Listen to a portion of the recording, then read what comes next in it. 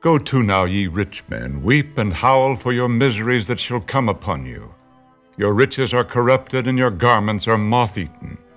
Your gold and silver is cankered, and the rust of them shall be a witness against you, and shall eat your flesh as it were fire. Ye have heaped treasure together for the last days. Behold, the hire of the laborers who have reaped down your fields, which is of you kept back by fraud, crieth. And the cries of them which have reaped are entered into the ears of the Lord of Sabaoth. Ye have lived in pleasure on the earth, and been wanton. Ye have nourished your hearts as in a day of slaughter. Ye have condemned and killed the just, and he doth not resist you. Be patient therefore, brethren, unto the coming of the Lord. Behold, the husbandman waiteth for the precious fruit of the earth, and hath long patience for it, until he receive the early and latter rain. Be ye also patient, establish your hearts, for the coming of the Lord draweth nigh. Grudge not one against another, brethren, lest ye be condemned. Behold, the judge standeth before the door. Take, my brethren, the prophets, who have spoken in the name of the Lord, for an example of suffering, affliction, and of patience. Behold, we count them happy which endure. Ye have heard of the patience of Job, and have seen the end of the Lord, that the Lord is very pitiful and of tender mercy. But above all things, my brethren, swear not, neither by heaven, neither by the earth, neither by any other oath. But let your yea be yea, and your nay, nay, lest ye fall into condemnation. Is any among you afflicted? Let him pray. Is any merry? Let him sing psalms. Is any sick among you? Let him call for the elders of the church, and let them pray over him, anointing him with oil in the name of the Lord. And the prayer of faith shall save the sick, and the Lord shall raise him up. And if he have committed sins, they shall be forgiven him. Confess your faults one to another, and pray one for another, that ye may be healed. The effectual fervent prayer of a righteous man availeth much. Elijah was a man subject to like passions as we are, and he prayed earnestly that it might not rain, and it rained not on the earth by the space of 3 years and 6 months. And he prayed again, and the heaven gave rain, and the earth brought forth her fruit. Brethren, if any of you do err from the truth, and one convert him, let him know that he which converteth the sinner from the error of his way shall save a soul from death, and shall hide a multitude of sins.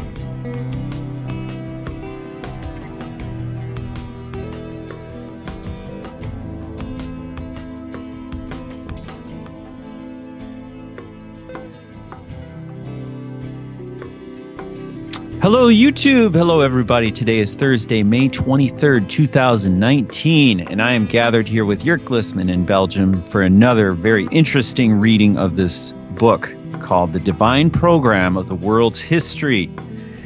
And in our last session we were talking on page 94, 95 in the book, and we're dealing with this history that is very controversial, shall we say, Jörg? Yeah, we are dealing with assassinations of the Jesuits during the reign of Queen Elizabeth I in the 16th century. You know, she reigned in Great Britain, in Protestant Great Britain, that she took over from Bloody Mary, who tried to make Britain again Catholic. Queen Elizabeth took over from 1558 to 1603, so she was really long-term running that country. And we were reading about Mr. Walsingham, who started an intelligence service that kept her alive all these days because she was excommunicated by the Pope, who by that made her free as a bird to kill for everybody, because it is always allowed to kill a heretic who has been excommunicated. It even is a meritorious work to do so. And, you know, we have in Germany, we have a saying for that. It's called vogelfrei. Someone is as free as a bird, but that means also that you can kill him whenever you want to. Mm-hmm. And we were speaking about the Babington plot. That's something many people don't even understand. And these Babington plots then leading up to the sending of the Spanish Armada in 1588, where the Jesuits tried to overthrow the Protestant government of England in 1588. They planned to send the Armada over the Channel, over the ocean from Spain to England, to infiltrate England, but not only to land on the shores of England, but to make sure that at the same time they have had people undercover in all positions in London, the capital city, to overthrow the government at that time. Everything was set. People were placed. Everything was set. But then, they didn't count on divine intervention. And that's what we're going to read about today, I think. So that's where we left off last time. Wow, Jörg, you know, this is what I really love about this book. It just gives us the point-blank history quick, and we can go from one to the next, to the next, to the next, and we can learn how the succession works. That's what I really appreciate about this book, because, you know, you're speaking about people that don't know about the Babington plot. Well, hey, that includes me, because I don't know much about it. But we can learn more, and we can hone in on any specific point of this history that we wish to study more. It's the whole purpose of doing the studies. So, Jörg, I'm all ears. Okay. So then I'm going to retreat to the last paragraph on page 95 of the book, page 91 in the PDF, as you see, where we read the Roman Catholic quote-unquote Truth Society and Catholic Book Notes, October 1913, and again Father Graham, a recent pervert from the Church of Scotland in the Catholic Times in November 1913, made desperate attempts to falsify the history concerning this great event in our national history. So speaking about the Babington plot and the Spanish Armada. Yeah. The following extract from his article is a fair specimen of the perverting influence exercised by Rome over the minds of those who fall into her snare. Sorry, it looked like a sea snark, but I don't know. It does almost. It's yes. snare. Yeah, on the minds of those who fall into her snare. Yeah, you have to excuse me here and there if I don't pronounce a word correctly. English still is not my native language. I try my very best, but I most of the time don't have the time to read this book in advance, and by that make myself, how do you say that, knowledgeable to all. I think most of our listeners understand, Jörg, quite clearly that there are going to be little snags in the pronunciations, but I wouldn't make a big deal out of it. If there is a big deal, that's why I'm here. I will try and stop and correct it. That's why I sometimes ask, is this the way you pronounce this word, or that the way you pronounce this word? Because I don't like to interrupt you when you're in a flow, most of the time. I just let you go with it, because it's just like when I'm working in the trade and someone's working on a measurement or something. Oftentimes it's just best to have silence when you're working, because then you can retain all those different numbers that you might have in your head, or the task that's in your head, because breaking concentration can really be a downer when you're in these kinds of studies. So yeah, and I really have to concentrate on these books, because when I don't read them in advance, of course, and it is not my native language and I don't know what's in there, it is not only reading and understanding the words, but it's also understanding the context that they are in, It is. And, it is. And in the same way, relying on the help of the Holy Spirit, who leads into all truth, who leads me into a deeper understanding, so that I can discuss what I'm reading with you at the same moment as I read it for the very first time with you, and of course with the listeners and the viewers. So I just hope that they are understanding that here and there I have just a glitch in the language, but that's the that's the way it is when you speak multiple languages, and you are Oh, never, and understandably so. You're and you are, and listen, the biggest point is, and you are not educated to speak those languages, because I'm self-learned, you know. Right. My Dutch, for example, let's just go there for a few minutes that people understand that. When I came over here to Belgium, I had a course in English before, and I had a course in French before. And when I got to know my wife, and she is Flemish, she spoke Dutch. She doesn't. She's still alive, but not my wife anymore. She doesn't speak French. She speaks Dutch, and she speaks English. And the first time when we met, we only spoke English together, starting a relationship with a language that was not her native language, not my native language. And listen. Then I went to study over here in Belgium. I went to an institution of higher learning, second to the university, but I didn't speak Dutch. I only spoke the few words that I learned when I was with my wife visiting her parents in the weekend, you know? And then all of a sudden I went to that school, and I sat there in the schoolroom and in the classroom, and all the other pupils were 10 years or so younger than me, because I came from the military. I already was 28. Most of them were just 18, going from normal high school to this higher education. And I sat there, and the teacher spoke Dutch, wrote Dutch on the blackboard. So I had to hear and listen and understand. I had to read and I had to write. But it is like being thrown into the water, you know?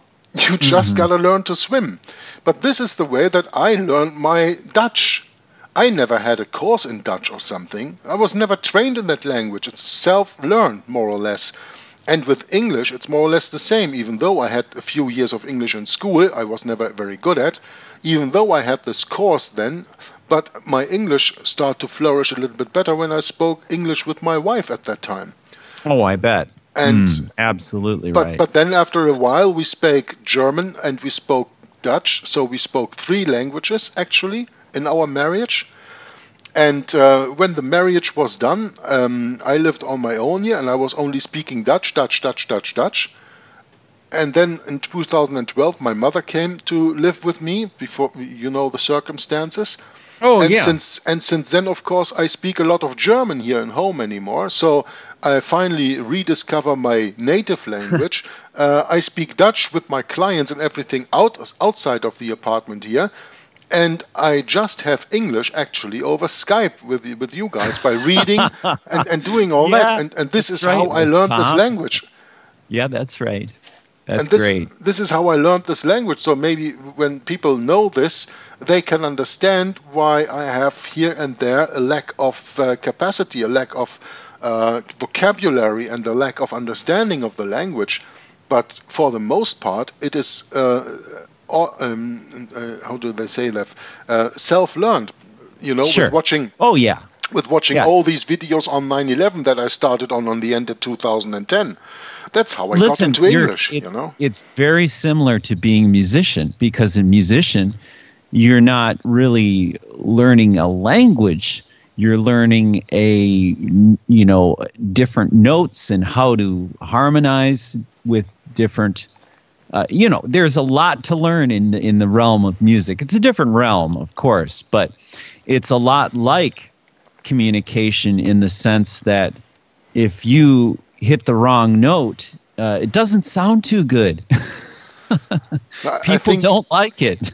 I think what is more or less really comparable about that is that you have to have a kind of a talent for it.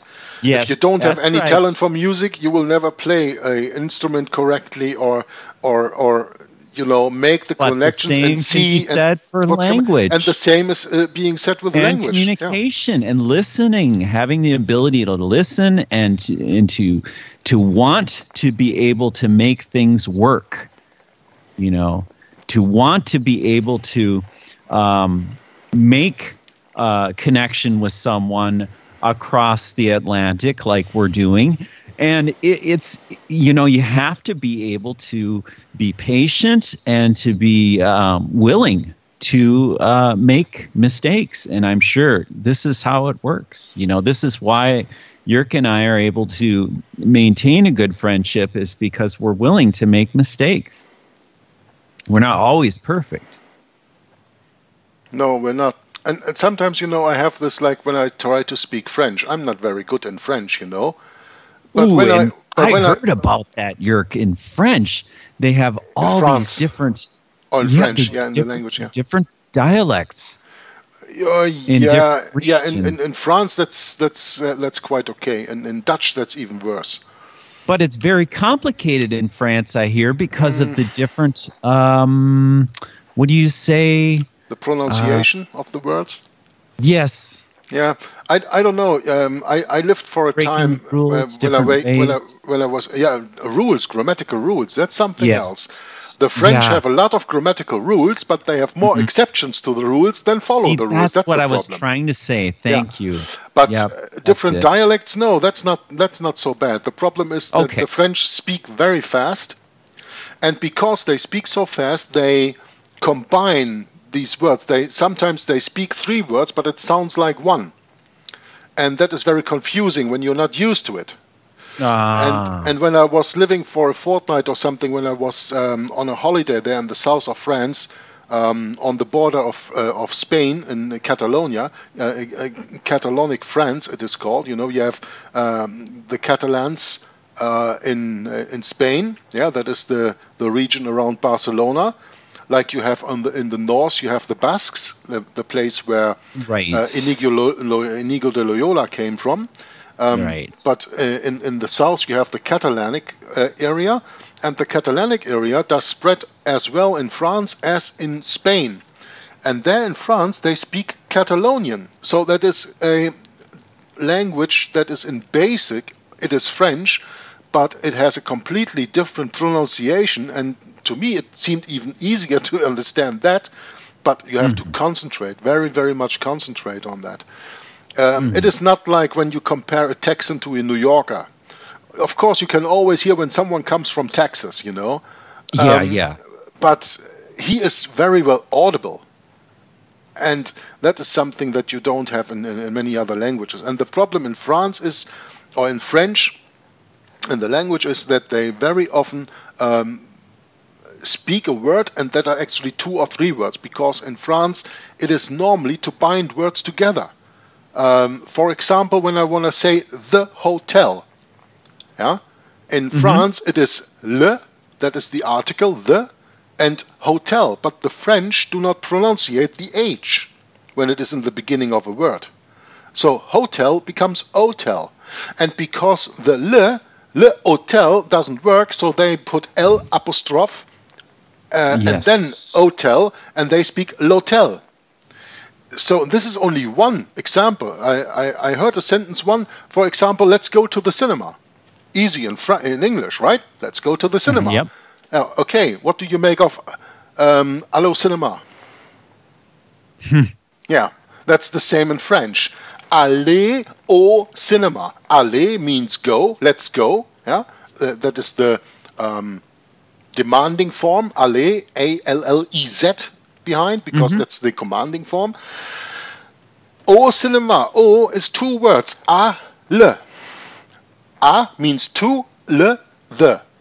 Okay, but you don't say aller. You don't say aller à le cinéma. You say aller au cinéma. Aller becomes o, A-U.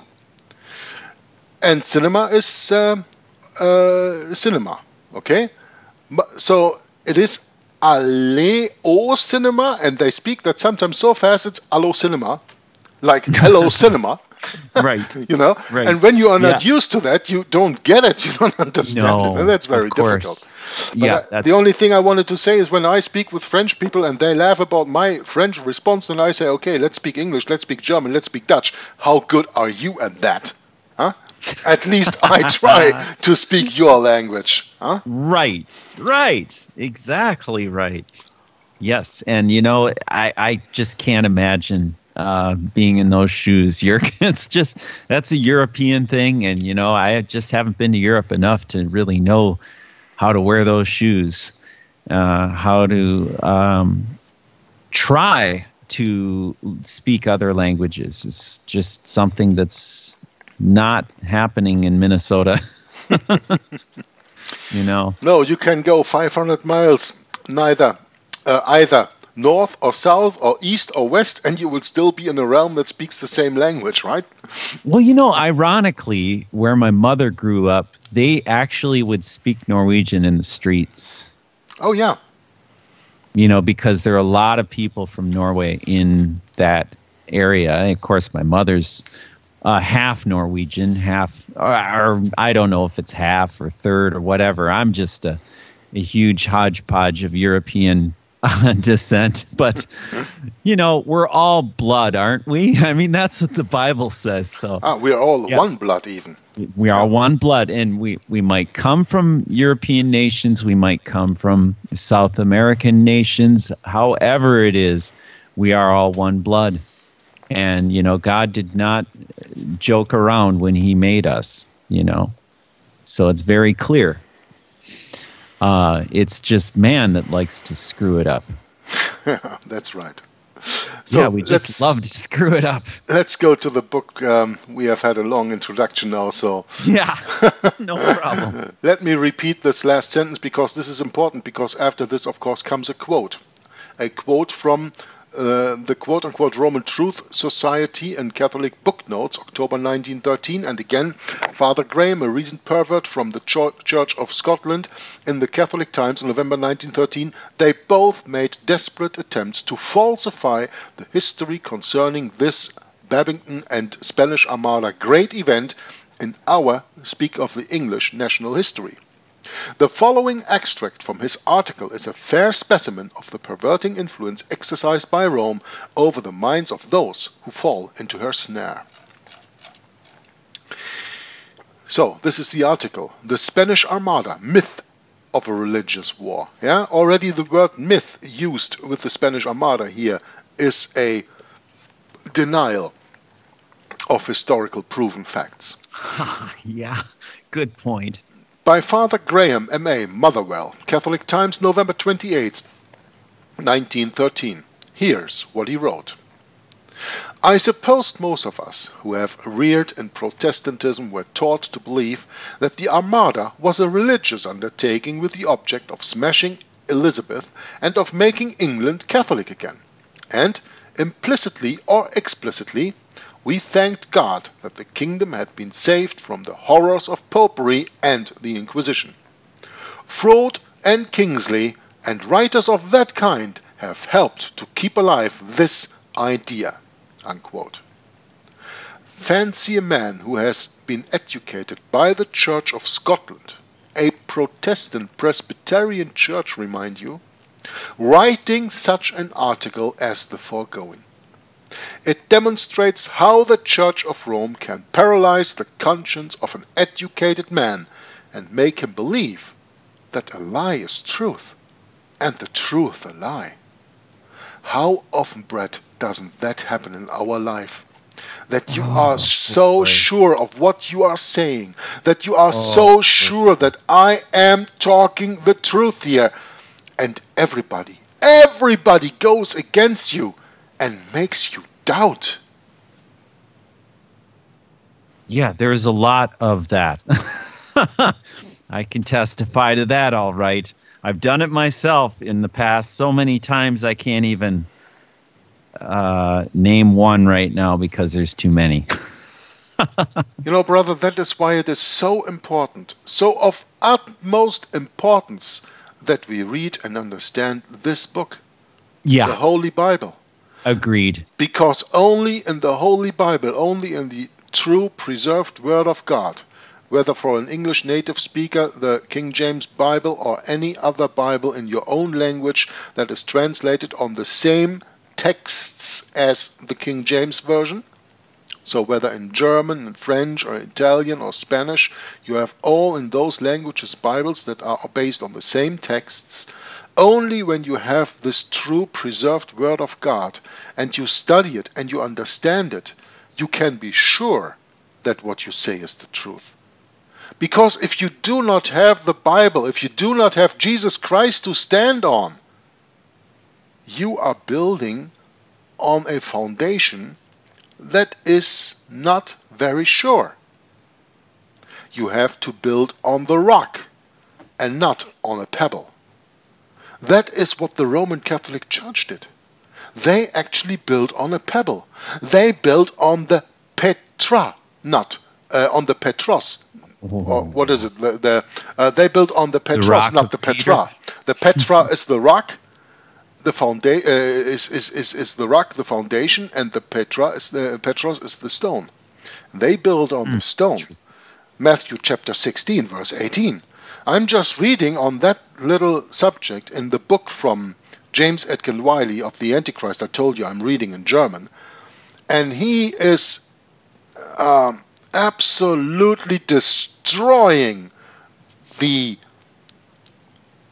arguments of the Roman Catholic Church that Peter is the foundation of the Roman Catholic Church, as they say, because of Matthew chapter 16, verse 18. Mm-hmm. He takes pages and pages and pages to go on about that, and I just love that work. I couldn't stop reading last night for 15 pages in these old German writing. It's hard to read, but it's a wonderful, wonderful book.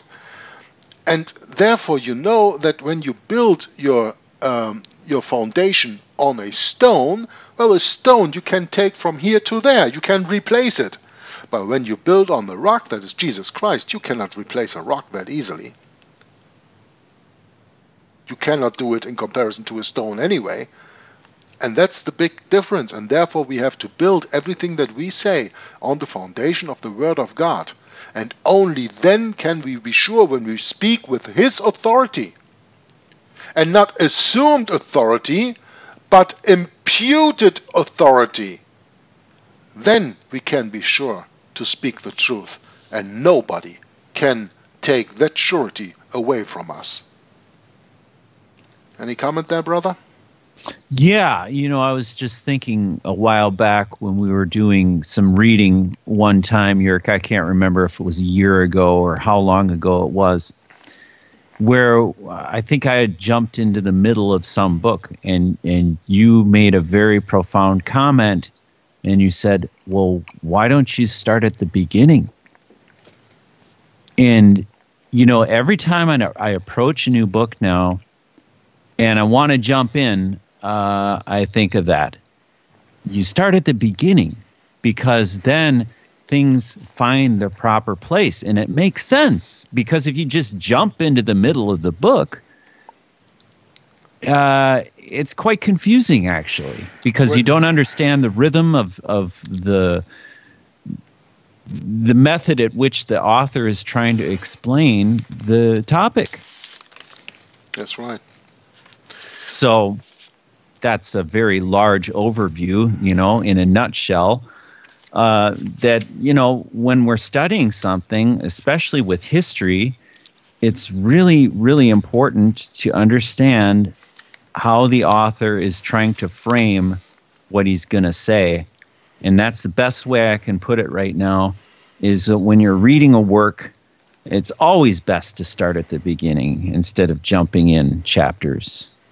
Well, of course, you can always do that, but if you really want to get the full impact of the work, then you need to start at the beginning. It's like with the Bible, when you open the Bible at about the middle, you are somewhere in the book of Psalms. Yes. That's a wonderful book, and it will probably edify you, and you will understand a lot. But you will understand much more when you start at Genesis. Oh, yeah. Well, say the old, what we call the Old Testaments, and what we've learned in our study with Tom is that it's the Law and the Prophets, is much more foundational than anything else, because it's talking of the coming of our Messiah. It's not, it's much more foundational than the New Testament. But to someone that's new in the faith, Jörg, I think they really need very powerful influences to keep them. So it's difficult, this whole process of approaching the Bible, I must say, is very difficult. It takes a long time. It is. It is a little bit about the exegesis, Yes. And the exegesis is very important because Martin Luther made that point very good in his own translation of the Bible. And without understanding the Old Testament, or the Law and the Prophets, it is very difficult to have a correct understanding of the New Testament. And without the understanding of the New Testament, it also is hard to make sense of the Old Testament. I mean, the other way around, They work together. Yeah, you cannot separate the one from the other. And that's why right. I'm always that's the gospel. That's why I'm always astonished at so many people who are out there on YouTube making comments. Oh, the God of the Old Testament is not the same as the God of the New Testament. Where do you come to that idea? This is so strange, but this is called. That's what I would call theology, right there. Well, that's exactly what the Roman Catholic Church does, of course. Divide and conquer. Yeah. Divide the old books from the new books, put them apart, put something even that they invented in the middle, which is the church tradition, and then you don't know anywhere where you stand anymore. And therefore it is so... lest any man spoil you through philosophy and vain deceit. Yeah. Through the traditions of men and not after Christ, more or less. Exactly. Yeah, very good point, Bret. You bring up there. Very good point. But that's it, the Roman Catholic Church, in their teaching, they split the New and the Old Testament, and in between they put their traditions. And in the end, nobody knows anymore what's it all about. They are confused. Yeah, we really, really, really need to discern what kind of principle a philosophy is, and applying a philosophy to Christ does not work. No, because philosophy is a human study, a mankind study, and we need to study God when we study the Bible. We are not there to study ourselves, but we are there to study Him. It's just like what we were saying just minutes ago, when we were talking about how many times have we made this mistake of, what was it, the sentence, a fancy man who has been educated by the Church of Scotland writing such an article as a foregoing. It demonstrates how the Church of Rome can paralyze the conscience of an educated man and make him believe that a lie is the truth, and the truth is a lie. This is exactly how church and state has deceived the whole world. We're drunken. The nations are drunk. With the wine of the fornication. Oof. Exactly. I mean, this rhetoric that's going around, and it's so contagious. Yeah. I think it's, you share that kind of disgust with me. You go into the world and all of a sudden the political football gets thrown right around, and then they expect you're going to take it and start running with it, Boy, oh boy. Just kind of have to shake my head once in a while, But, that's the world for you. That's the world for you. Sure is. Let's go back to the book. Fancy a man who has been educated by the Church of Scotland, writing such an article as the foregoing. It demonstrates how the Church of Rome can paralyze the conscience of an educated man and make him believe that a lie is truth and the truth a lie. Father Graham then goes on to say that the Spanish and British documents recently brought to light disprove the accepted history of that great event.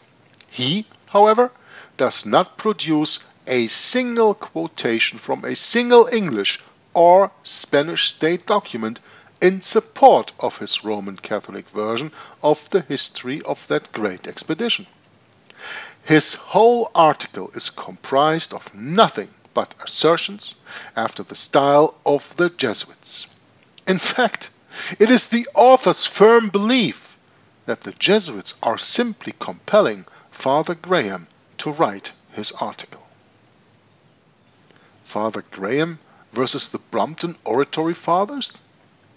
The testimony of the records of the English Catholics published in London in 1882 by the fathers of the Brompton Oratory, a great Roman Catholic institution in London. Well, I would say big, not great, because nothing Roman Catholic ever is great. Yeah? Proves the fact of Jesuitical falsities and establishes upon undeniable evidence that the objects sought by the projected invasion were, first, the dethronement of Queen Elizabeth and the overthrow of the Protestant dynasty and constitution. Secondly, the subjection of Britain to papal rule under the dominion of Spain with a subordinate Roman Catholic monarchy responsible to the Pope.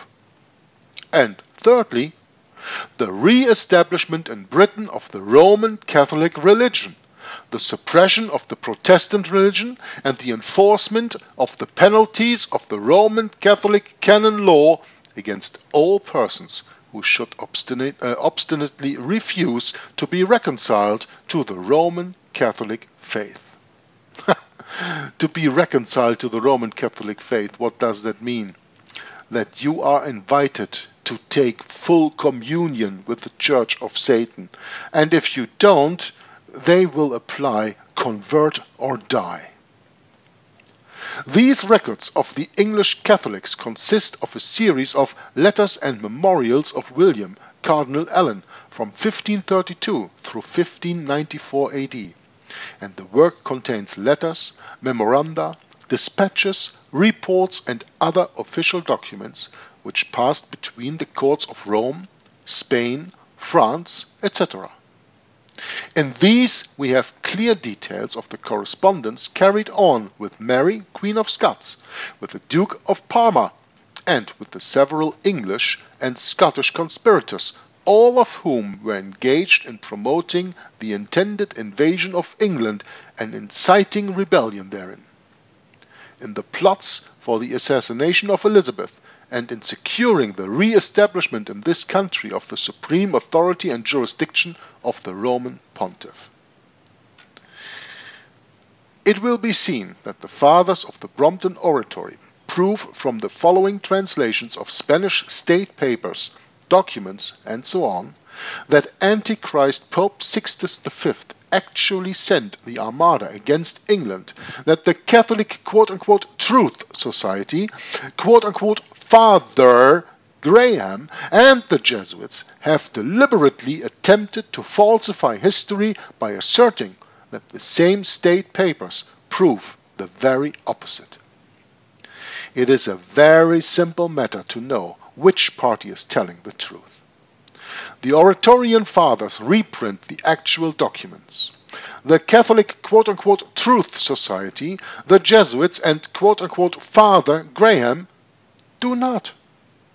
Most of the Catholic quote-unquote Truth Society's literature is written by Jesuits, who simply set all sorts of falsifications of history afloat without quoting authorities in the idle hope, that some of it will lodge in the minds of the masses. In the preface of these records it is stated that the sources from which the documents set forth therein have been obtained are, quote, the archives of the Roman Catholic See of Westminster, the state papers and the Roman transcripts in the Public Record Office, London, the Spanish archives in Simancas, Spain, the British Museum, the archives of the Kingdom of Belgium at Brussels, the archives of the English Roman Catholic College at Rome, the archives of Stonyhurst College, which is a Jesuitical college, and the manuscript collection belonging to the Old Brotherhood of the English Clergy, formerly known as the English Chapter. It would be difficult to name a more authoritative list of authentic documents. These documents are reprinted in these records from the originals in the English, Latin, Spanish, Italian, or French languages, as they were written. But many of those in Italian and almost all the Spanish ones have been translated into English and incorporated into the historical introduction by quote-unquote Father Francis Knox, D.D., priest of the Congregation of the Oratorians, prefixed to the work. Numerous authorities are cited in this work on page 29 to prove the zeal shown by Antichrist Pope Gregory XIII for securing the deposition of Elizabeth. And it is stated that, quote, he left nothing undone to impel Philip II of Spain to overthrow Elizabeth by force of arms, unquote. Quote-unquote fathers Parson and Campion, of both who are Jesuits, were sent to England to incite the English Roman Catholics to rise against Elizabeth and to aid the invaders in their enterprise. Quote-unquote Father Creighton was sent to Scotland to establish communications with the Scottish conspirators. Dr. Nicholas Sander was, quote, sent as apostolic nuncio to Ireland in order to encourage and unite the Irish nobles who were in arms against Elizabeth, unquote. A nuncio is the highest representative of the Holy See in a country. Parsons entered actively into the conspiracy and reported favorably as to the excellent disposition of the English Roman Catholics towards the enterprise. Information which, quote, he had learned from what many of them had declared when he had treated with them of their consciences, unquote. For this abuse of the secrecy of the confessional, the following authority is cited in pages 33 and 39. F. Parsons expressly stated this to J.B. Tessis, the Spanish agent in France, who mentioned it in a letter to Philip II on Paris the 18th of May, 1582. Full details are given of the plot to assassinate Elizabeth, for the authenticity of which the dispatches are printed, which had been sent by the nuncio at Paris to the Cardinal of Como. The sums of money to be paid by the King of Spain and the Antichrist are duly set down.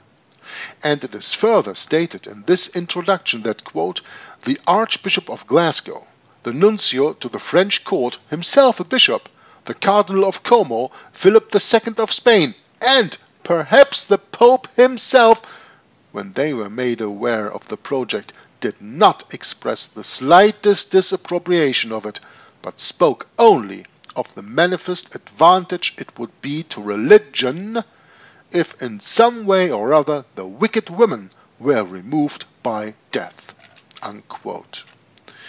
In a little footnote we read here, that is about the Pope himself, so about the expectation that maybe the Pope himself was involved, as we read here. We go into a little footnote that says, any person reading the dispatches can have no doubt upon the subject, but conclusive evidence is afforded by the letter found on the Roman Catholic priest, quote-unquote, Father Perry, who was executed for a design to murder the Queen. This letter was from Cardinal Como, encouraging him to proceed in his intention and informing him that it had the entire approbation of the Pope, who granted him plenary indulgence and remission of all his sins, according to his request. So, when he goes on with his plan to murder the Queen, all his sins will be forgiven by the one who claims to forgive sins here on earth, but of course not by the one who really is the only one who can forgive sins, which is our Father in heaven. This conspiracy, the author continues, to murder Elizabeth is justified in this work of the Oratorian quote-unquote fathers by an argument constructed on the ground that it was no more a sin to kill Elizabeth than it would be for a prisoner to kill a robber or bandit, or in order to secure his escape out of the hands of such robber or bandit. As I say, within the Roman Catholic Church meritorious work to kill a heretic. And since the queen was excommunicated, she was officially pronounced a heretic. And everybody was free to kill her without committing a sin.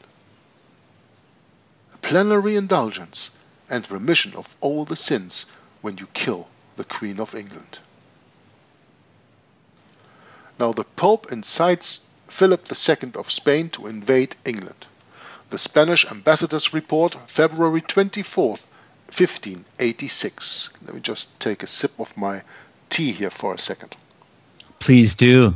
Yeah, I was just going to look something up while you're talking there. Mm-hmm. And what were you looking up? Meritorious, because I think it always helps to go to the 1828 online dictionary and check that out.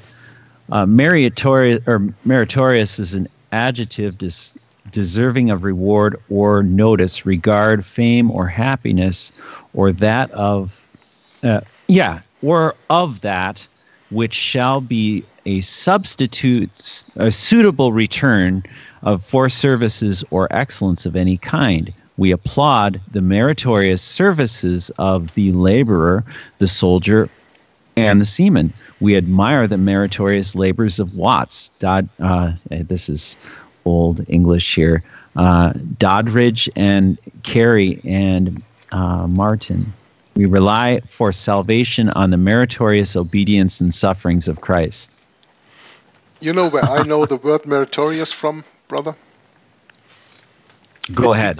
It's because Tom Friess used the word when he was explaining this situation.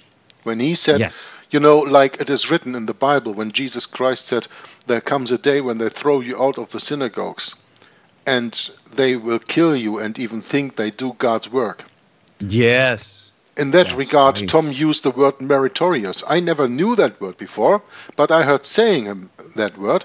I don't even know how to translate that into German or whatever. It's to get a merit, but I don't know what it is to translate that word. But I understand that word. That's the wonderful thing about language. No, it's about going back to what we talked about earlier, about the understanding of language. I hear Tom say that word in a context, and immediately I understand the word without even knowing in German or in Dutch what is that word. I couldn't even translate it, but I understand it in English full-heartedly. Yeah, and it's from merit. It has nothing to do with maritime because it is MERRIT. Ah, yes, merit. Yes, right. From merit. Thank you. So I'm teaching you a little English. I don't know. Here. I always think of military, Jörg. I think of military. First thing when I hear maritime or meritorious, but it is merit. Yeah. Thank you. Yeah, no problem. I'm teaching you a little bit English here today. Yeah, I need help too, The old iron needs some sharpening around here. Oh, come on. Oh, yeah. Yeah. Let's continue. I'm just in such a good flow in the reading here.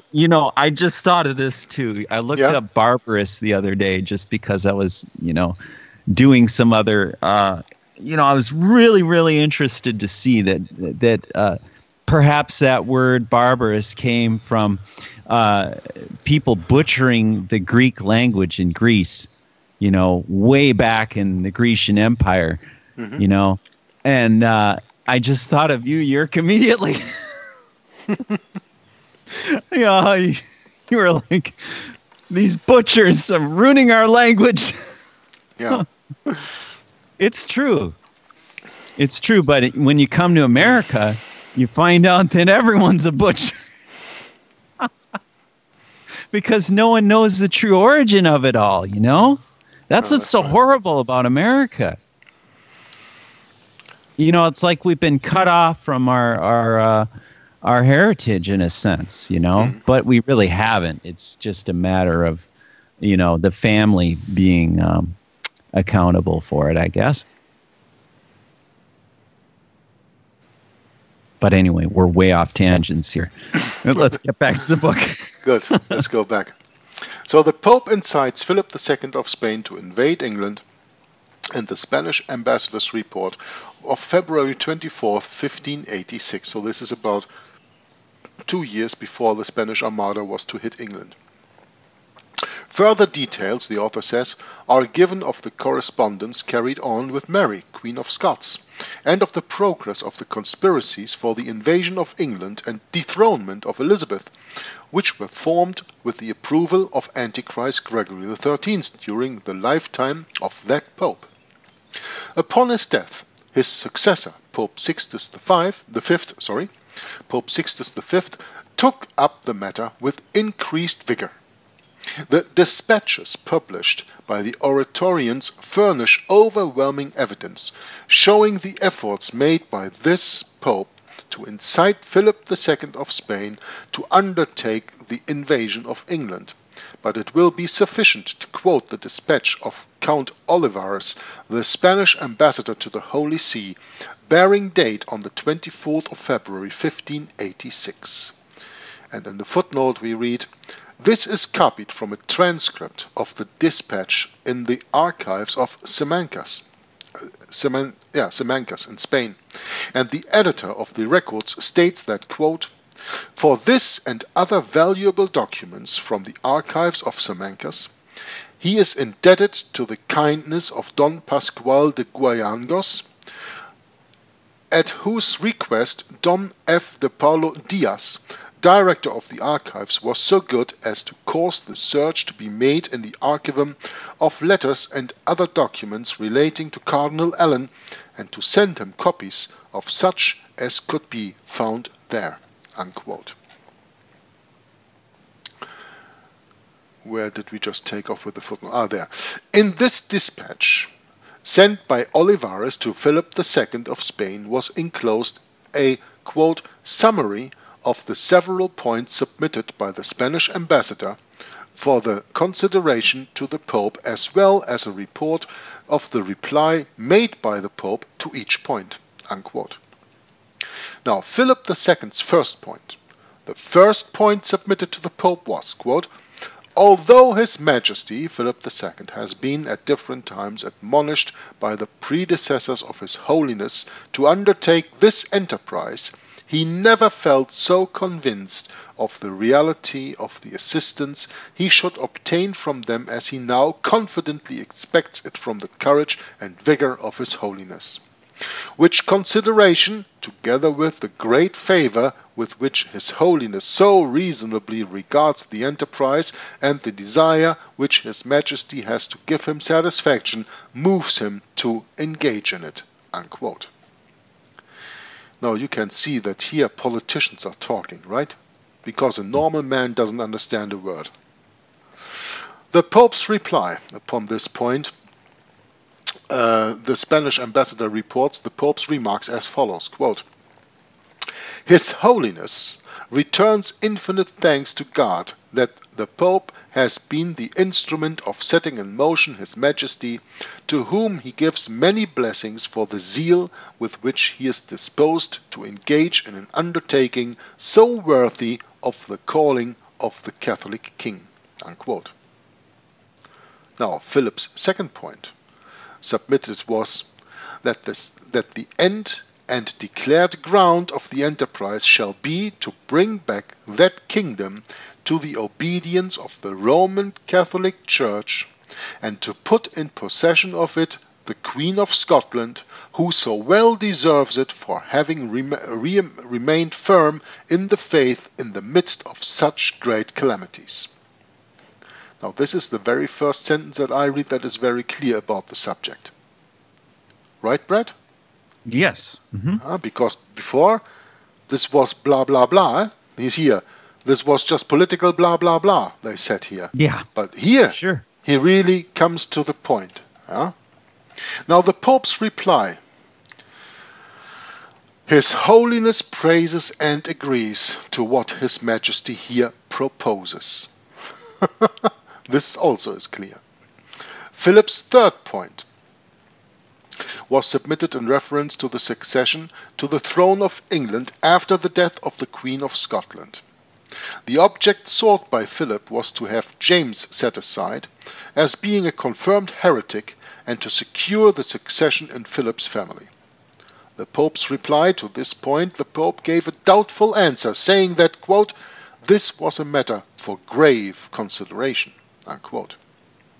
The fourth point submitted by Philip to the Pope was, quote, His Majesty finds himself so much drained by the long wars of Flanders, Netherlands, the Duke of Alba, the killing within a few years of 18,000 Protestant souls in Flanders, and his subjects of every state so distressed that, much as he regrets it, for he would have rejoiced to be able to carry out this enterprise without asking anything of His Holiness, its magnitude, and the preparations which are necessary to resist those who in great numbers will endeavor to hinder it, make it requisite that His Holiness should contribute for his share 2 millions of gold, unquote. Now the Pope replies in a demand that was, quote, His Holiness, while he thinks that every assistance given to his enterprise is very well employed, is grieved that he cannot fully satisfy His Majesty's request. When you ask for gold, the Pope shuts down, right? That's right.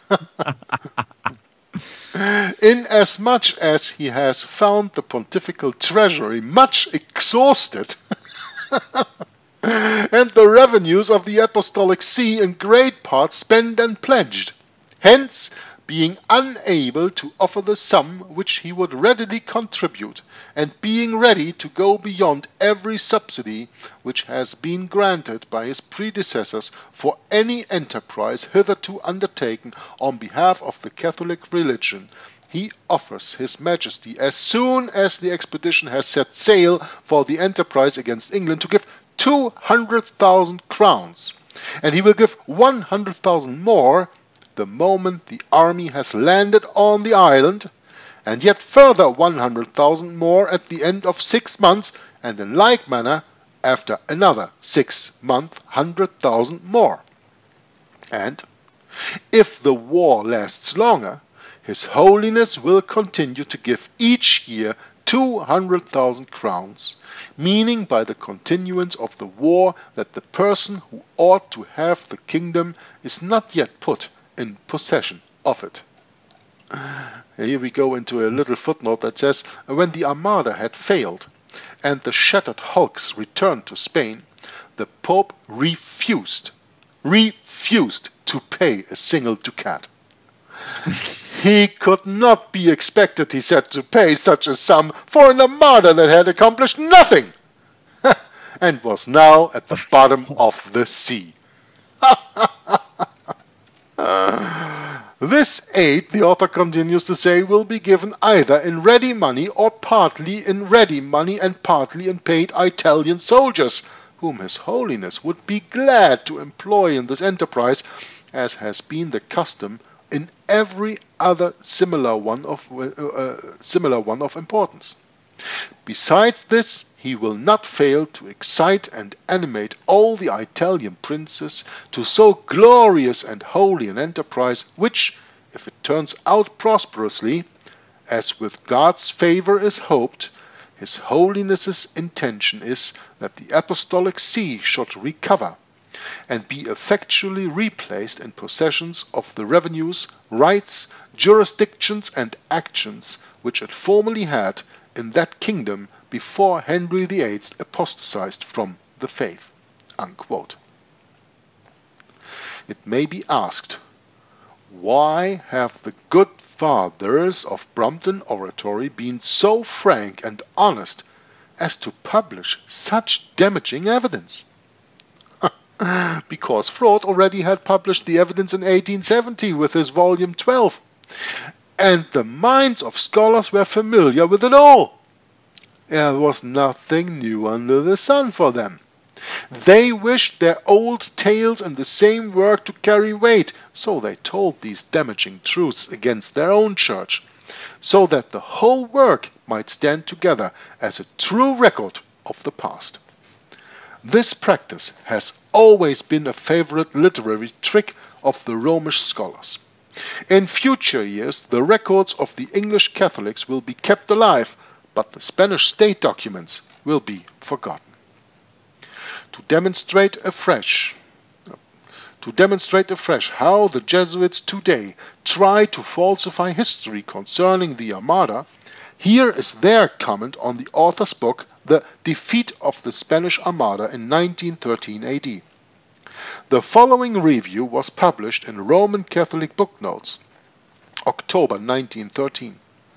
This little paper is a sort of puff for Roman Catholic quote-unquote Truth Society publications. It is edited by an ex-member of the Church of England who claims to have found the truth in the Church of Rome. Who has claimed to found the truth in the Church of Rome? With what can you compare that, brother Bret? How can you find a grain of truth in the Roman Catholic Church compared to other things that are very difficult to find? I think you easier find a square egg by a hen, laid by a hen, than you find the truth in the Roman Catholic Church. Well, maybe you find equivocation of truth. I don't know. Yeah, that's a good question, Jörg.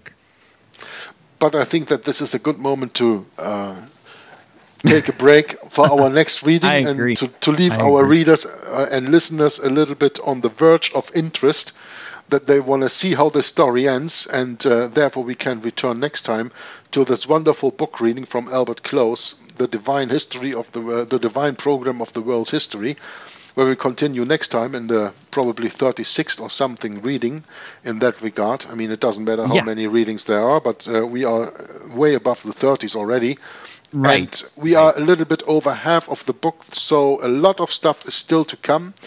I hope that you enjoyed our broadcast today. I enjoyed myself very much, and I think that was to hear. And I think also Bret had his pleasure in this broadcast today. Absolutely. And I appreciate it because it is 8 o'clock over my time here in the afternoon. Therefore, it is noontime in America. And of course, Brother Bret can be very much more contributive to this work than to many others, which happened just in the morning after he got up. So I appreciate very much his take in and his contributions that he had today in our broadcast.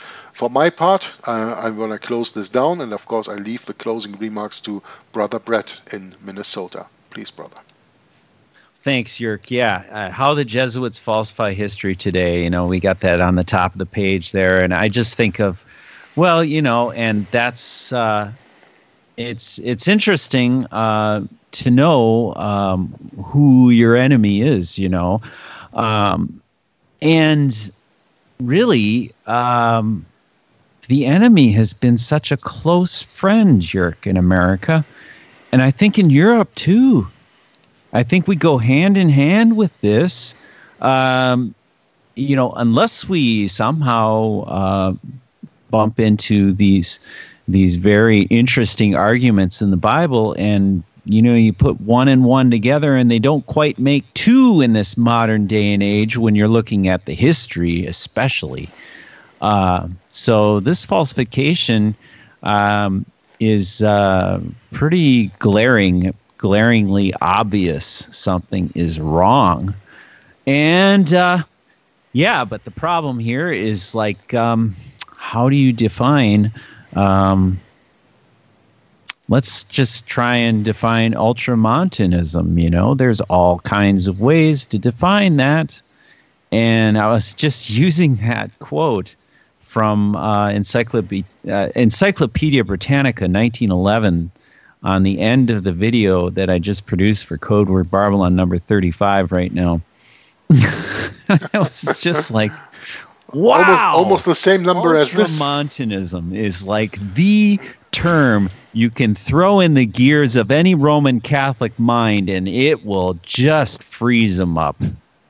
They'll just be like, what are you talking about?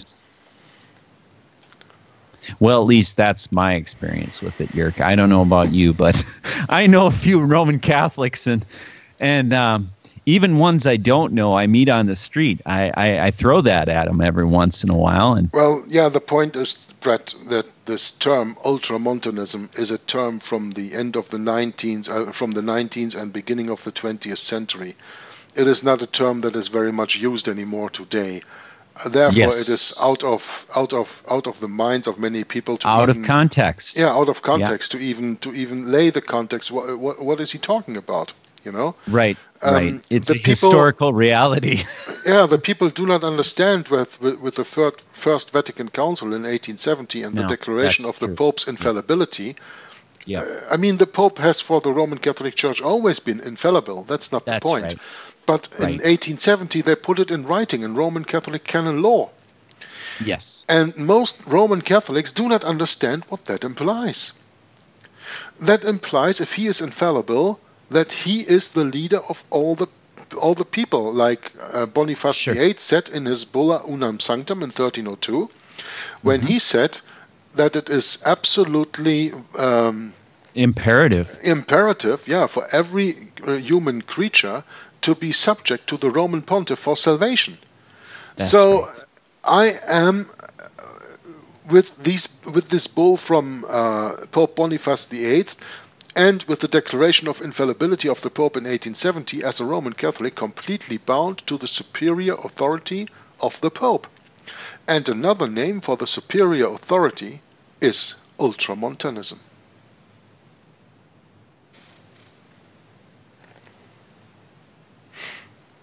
Yep, that's a big one. Really, really big one, Jörg. And I think that wraps it up for our session today then, brother. Yeah, wonderful. I enjoyed myself. So thank you So very did much I. for watching You're welcome, and listening. And until next time. And Thanks for the comments too, everybody. And we really appreciate any kind of support at all, because, we don't get a whole lot of support, but anything we do get, we sure do appreciate. And we'd love it if you'd share the videos and the discussions with your friends and your family, if you can. If you can. Yes, we can. I don't have too many friends that would enjoy this topic, but there are a few. So I'm very, very thankful for them. Very, very thankful for them. And as always, we wish God's blessing for you to encourage your family and your friends to read your Bible daily and become a good Berean. Become a good Berean. Check everything on the Word of God. And we'll catch up with you next time. God bless. Bye-bye for now. From whence come wars and fightings among you? Come they not hence even of your lusts that war in your members? Ye lust and have not, ye kill and desire to have and cannot obtain. Ye fight and war, yet ye have not because ye ask not. Ye ask and receive not because ye ask amiss, that ye may consume it upon your lusts. Ye adulterers and adulteresses, know ye not that the friendship of the world is enmity with God? Whosoever therefore will be a friend of the world is the enemy of God. Do ye think that the Scripture saith in vain, the Spirit that dwelleth in us lusteth to envy? But he giveth more grace. Wherefore he saith, God resisteth the proud, but giveth grace unto the humble. Submit yourselves therefore to God. Resist the devil, and he will flee from you. Draw nigh to God, and he will draw nigh to you. Cleanse your hands, ye sinners, and purify your hearts, ye double-minded. Be afflicted, and mourn, and weep. Let your laughter be turned to mourning, and your joy to heaviness. Humble yourselves in the sight of the Lord, and he shall lift you up. Speak not evil one of another, brethren. He that speaketh evil of his brother, and judgeth his brother, speaketh evil of the law, and judgeth the law. But if thou judge the law, thou art not a doer of the law, but a judge. There is one lawgiver who is able to save and to destroy. Who art thou that judgest another? Go to now, ye that say today or tomorrow, we will go into such a city, and continue there a year, and buy, and sell, and get gain. Whereas ye know not what shall be on the morrow. For what is your life? It is even a vapor, that appeareth for a little time, and then vanisheth away. For that ye ought to say, if the Lord will, we shall live and do this or that. But now ye rejoice in your boastings. All such rejoicing is evil. Therefore to him that knoweth to do good and doeth it not, to him it is sin. Go to now, ye rich men, weep and howl for your miseries that shall come upon you. Your riches are corrupted, and your garments are moth-eaten. Your gold and silver is cankered, and the rust of them shall be a witness against you, and shall eat your flesh as it were fire.